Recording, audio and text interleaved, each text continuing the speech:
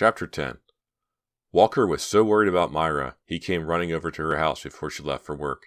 He looked really good in faded jean cutoffs and a red and white striped polo shirt. Myra was glad to see him, but she said, "You didn't have to rush over here this morning. I'm fine, really." "I wanted to," he told her, sitting down awkwardly on the living room rug, stretching his long legs in front of him. "Come sit down." "I can't. I'm already late to Mrs. Cottier's." "A few more minutes won't hurt." He reached up and pulled her down beside him. "Don't be evil," she said with a grin. She kissed him on the cheek. She liked it when he was forceful, insistent. It happened so rarely. "Tell me about last night." "I already told you on the phone. There isn't anything else to say." "Weird," he said. "Weird? That's it? That's your opinion?" "Yeah." He suddenly became thoughtful. "Yeah, it's weird." "Oh, I thought you meant I'm weird." "Well, that too." "Thanks a heap. Can't you be serious? I'm really scared." "I'm serious. I'm scared too. For you, I mean.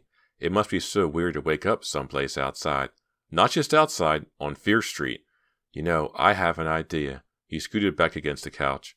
"Maybe I could hypnotize you and try to find out what your problem is, or what the dream means, or something." "No thanks," Myra said quickly. She started to get up, but he pulled her back down. "No, I'm serious. I've been practicing. I think I'm getting better at it. It's worth a try, don't you think?" "Walker, you're weird," Myra said, getting up and walking to the mirror in the hallway. She could see his reflection in the mirror as she straightened her t-shirt. He looked genuinely hurt. "I meant it as a compliment," she told him, but his unhappy expression didn't change. "So, you're going to see this shrink?" "Yeah, as soon as he gets back from vacation. Mom says he's a real nice guy. He's done some kind of sleep research, so maybe he'll know how to stop me from sleepwalking." Walker climbed to his feet and came up behind her. She looked at him in the mirror. He's so good-looking, she thought. "I better get to work."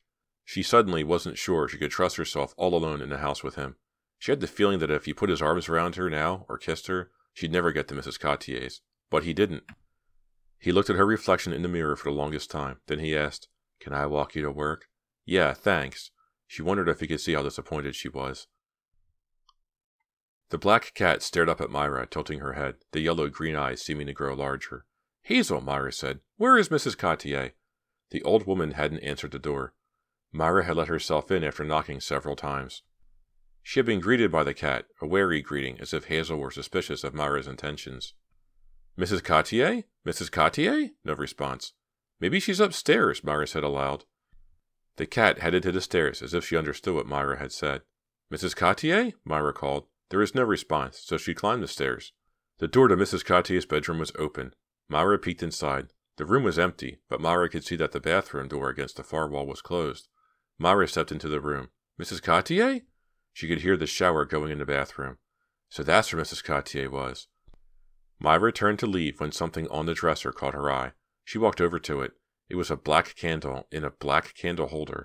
The candle had been burned down to a stub. A puddle of melted wax surrounded it. Next to the candle was a small jewelry box, open. Inside it, Myra could see her pale blue beads piled on top of each other. Mrs. Cottier hadn't even begun to string them yet. Why were they out? Why were they here next to this strange-looking black candle? The water in the shower abruptly stopped.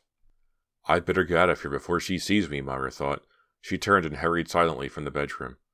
Myra was preparing lunch, a tuna fish salad, when Mrs. Cottier finally appeared in the kitchen, leaning on her cane, a guilty smile on her face. "I'm afraid I overslept this morning," she told Myra. "It's one of the few pleasures left to an old lady." "It's a very pretty day," Myra said, thinking about her beads in the little jewelry box. "Lunch is almost ready." Mrs. Cottier stepped up to the counter beside Myra. "You look tired, Myra," she said, a look of concern wrinkling her normally smooth face. "Yeah, I know. I haven't been sleeping too well." "Maybe your mother should make you go to bed a little earlier," Mrs. Cottier said, a strange smile on her face. "By the way, dear, how is your mother?" So she does remember my mother, after all, Myra realized. A thunderstorm prevented them from taking their walk down by the lake. "It's just as well," Mrs. Cottier said wistfully. "I only think of Vincent when I go down there. I guess it's my way of remembering him, of keeping him in my life, but it always saddens me." "We'll read some extra chapters today," Myra said, smiling warmly, trying to cheer the old woman up. Her dream flashed into her mind suddenly. She saw the lake of the dream, sparkling and clear. Forcing the image out of her mind, she picked up the book and searched for the chapter. A few hours later, it was still drizzling as Myra left work. The cold rain felt good on her face. Walking quickly, she headed down Fear Street, eager to get home. She was halfway past the Fear Street Cemetery, her sneakers splashing on the puddle-strewn street, when she heard footsteps behind her. Was it the man who had followed her before, the man with the big neck? She shuddered and began walking faster. Who was he? What did he want? Hey, Myra! She spun around. It wasn't that frightening man. It was Link. Link? What are you doing here on Fear Street? He smoothed back his dark hair, which was wet from rainwater, and grinned at her. Waiting for you. He was wearing black denim jeans and a shiny, sleeveless blue t-shirt.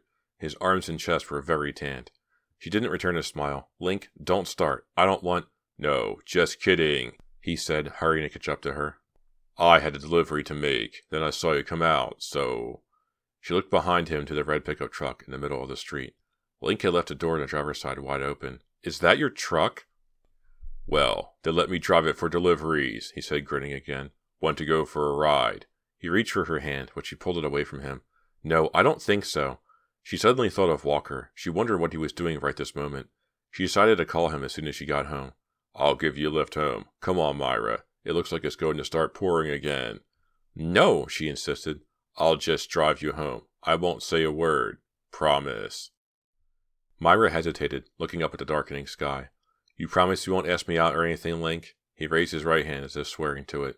No, nothing as horrible as that, he said and laughed. She followed him to the truck and opened the passenger door. Just use that step to climb up, he told her. Myra slumped into the seat and closed the door. She watched Link jog around the front of the truck and hop up to open the door on the driver's side. He looks great, she thought. Link slid behind the wheel and flashed her a devilish smile. You look tired. I know just what you need. A long, relaxing ride will cool you out, he said, putting a warm hand on her shoulder. Why don't we drive up by the river road? Myra playfully slapped his hand away. Link, you promised. She reached for the door handle, but made it clear she was only teasing. He started up the truck and headed down Fear Street. Know who I saw yesterday? Carrie Post. Oh, yeah? Carrie was a good friend of Link's who went to South, the other high school in town. She liked Carrie and realized she hadn't thought about him since she'd broken up with Link. How is he? Weird as ever. Link turned right onto Park Drive. Know what he's doing this summer? He's the Mr. Frosty Cone man. You're kidding, Myra laughed. You mean he has to dress up like a big ice cream cone like all those guys? Yup. He has a route for his ice cream wagon. In the old village, I think. He has to ring a bell all day long. I told him I always knew he was a conehead. Myra laughed. And where's his nutty girlfriend, Alice? She's spending the summer avoiding Carrie, I think. They both laughed. She looked at Link, studied his handsome face. She'd forgotten how much fun he could be. It was so nice to be with him, so comfortable, so much like old times. He saw her studying him. He put his hand back on her shoulder. How about that drive to the river road, he said softly, just to talk. She started to say yes. After all, what was the harm? He squeezed her shoulder. No, she thought, this is wrong. Walker's face flashed into her mind. It's over between Link and me. Sure, he's a great guy. Sure, I miss him sometimes. And the friends we had together. Sure, I can feel comfortable with him. But I'm going with Walker now. Link, just take me home, she said, staring straight out the windshield. She turned in time to see the disappointed look on his face. Link was more than disappointed, she realized. He was furious, seething with anger at being rejected once again. They rode the rest of the way to her house in silence, grim, tense silence. He let her off at the curb, and Myra ran up the driveway without saying goodbye. To her surprise, she found Donna waiting on the front porch. She was wearing day-glow green short shorts and a matching midriff top. The outfit made her look even tinier than she was. Who was that dropped you off? Donna asked, giving Myra a funny look. Link, Myra answered quickly. Now, change the subject, Donna shrugged. He doesn't give up, huh? I don't call that changing the subject, Myra replied sharply, finding her key and opening the front door. Donna followed her into the living room, which was cool and pleasant. Okay, new subject. How's Mrs. Cartier? Donna asked, flopping down on the big leather couch against the wall. Weird, Myra told her. Should I change the subject again? Donna asked, stretching her legs out, resting her feet on the glass coffee table. I ran into Walker at the mall. He told me you, went sleepwalking again? I was going to call you, Myra said. Want to talk about it? Myra sighed. There's not much to say. You're real talkative today, Donna muttered. Myra was still thinking about Link, about how she was so drawn to him in the truck. It took the two friends a while to get the conversation going, as if they were strangers who didn't know each other at all. At first they talked about small, unimportant matters, as if easing into the conversation. Donna's cousin's new haircut, the cute little red Porsche that Pete Goodwin's parents had bought, the new Tom Cruise movie. "Oh, by the way, there's a man here looking for you," Donna said suddenly. "Huh?"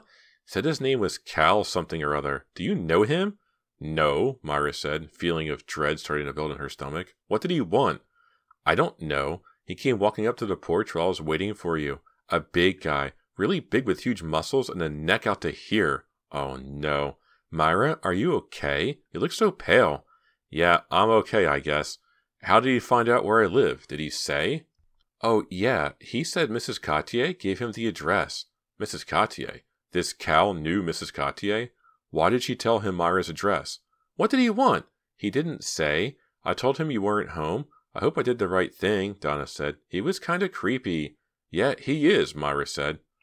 She told Donna about her first encounter with Cal outside the Fear Street Cemetery. "Oh, well, maybe he just wants to sell you a magazine subscription," Donna said, leaning back against the couch and staring up at the shadows playing across the white ceiling. "Yeah, for sure," Myra said sarcastically. "So, why are you sleepwalking?" Donna asked abruptly.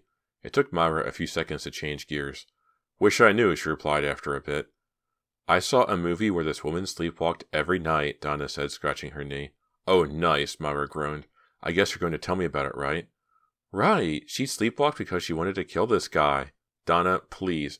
Only she was too afraid to kill him while she was awake, so she sleepwalked and killed him in her sleep. Then they couldn't try her for murder because she was asleep when she did it." "Donna, give me a break," Myra pleaded.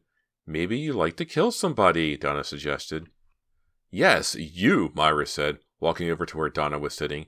She wrapped her hands around Donna's neck and did a little playful choking. Okay.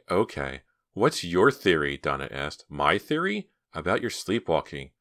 "My theory is," Myra started, and then an idea came to her all at once, like a sudden explosion that clears everything out of its path, and she felt shaken by the certainty of it, even as she thought about it. "My theory is that Mrs. Cotier is a witch and that she is casting a spell on me and making me sleepwalk." Donna laughed. "Good one, Myra. That's as good as my movie plot." Myra laughed too, but she pictured the old woman sitting so straight on her bed with her eyes closed, and she thought of the burnt black candle and of her beads on the dresser, and of Stephanie saying that a witch needs a possession of yours to cast a spell on you, and she knew in her heart of hearts that her theory was right. Chapter 11. "Mom, can I quit my job with Mrs. Cotier?" Mrs. Barnes, wearing a red and white striped apron over her chinos and t-shirt, flipped the hamburgers one by one on the charcoal grill, squinting against the smoke. "Mom, did you hear me?" Myra asked, coming closer. "No, sorry. Did you say something, dear? These hamburgers are almost done. Call Kim and Donna." "But I asked you a question," Myra insisted, not meaning to sound so whiny. "Is it okay if I quit my job?" Mrs. Barnes frowned. She slapped a mosquito off her arm with the barbecue mitt. "I thought we weren't going to talk about anything serious. That's why we came up here to Lake Monolac, remember? To get away for the weekend? Away from everything that's been troubling you?" It was one of her mom's spur-of-the-moment ideas, and it had seemed like a good one to Myra at the time. Her Uncle George had a spacious, 3-bedroom cabin on the lake that they could use, and Mrs. Barnes said she could bring Donna along for company. A change of scenery seemed to be just what the doctor ordered. A weekend by the most beautiful lake in the state, far away from Mrs. Cotier, far away from Fear Street, from everything. Myra had quickly agreed. She had to break a date with Walker. He sounded disappointed, but he was very understanding. "Get going," he said. "Have fun, and don't think about anything heavy." But it wasn't as easy as she had thought to run away from her thoughts. Saturday afternoon, she and Donna had rowed out to the middle of the lake in her uncle's rowboat. Donna was wearing the same day-glow short shorts and midriff top she had on the Tuesday afternoon. Myra was wearing a long green t-shirt over a white one-piece bathing suit. It was a beautiful day, and the lake sparkled under the sunlight like a fairy tale version of a lake. "Isn't this fantastic?" Donna asked. "What?" Myra was lost in her own thoughts. She had been thinking of Mrs. Cotier, of her beads, of sleepwalking to Fear Street where Mrs. Cotier lived. It was all so obvious now. Mrs. Cotier was crazy. She was using Myra to get revenge on Myra's mother. She hadn't forgotten the hospital stay, the supposed poor care she had received from Mrs. Barnes. She was casting a sleepwalking spell on Myra to pay Myra's mother back.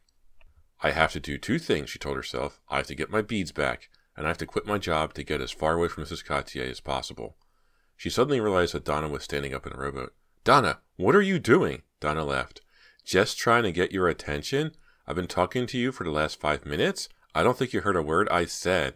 Sorry, I was just, I don't know, thinking. That's a bad habit, Donna said, sitting down cross-legged. The boat bobbed gently on the blue-green water. Donna tried to carry on a conversation, talking about what she planned to do with her senior year at Jayside High, but Myra just couldn't concentrate. After a while, Donna gave up trying, and the two girls lay back in silence in the small boat, staring up at the puffy clouds that drifted overhead.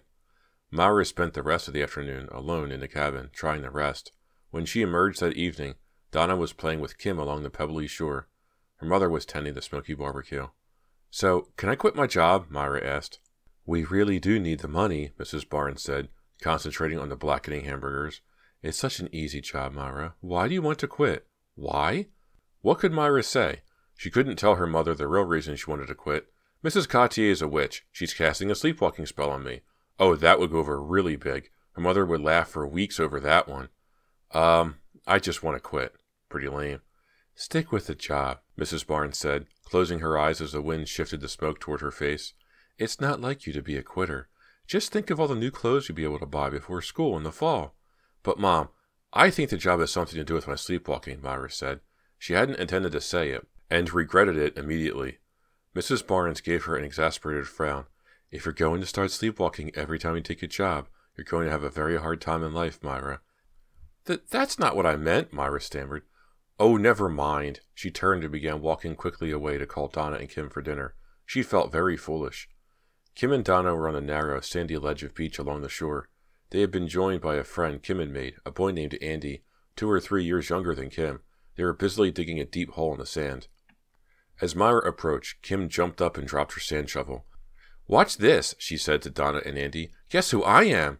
She closed her eyes, stretched her arms straight out in front of her, and began walking stiff-legged across the sand, snoring loudly.